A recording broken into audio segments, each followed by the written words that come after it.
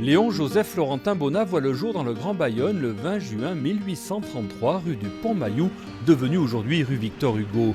Entouré de 5 frères et sœurs, il montre très jeune un goût pour l'art et notamment le dessin.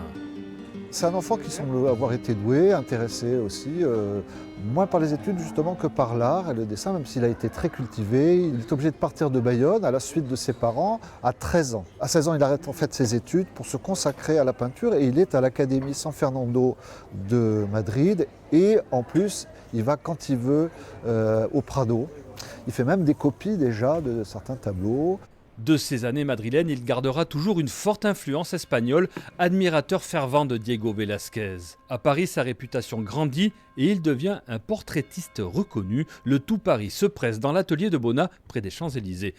Il vend de plus en plus cher, il est très célèbre et on apprécie sa technique aussi. Donc il devient professeur à l'école des Beaux-Arts. Il a une carrière vraiment brillante. Il obtient la Légion d'honneur. On a même reproché d'être un peu trop dominant dans la vie artistique française.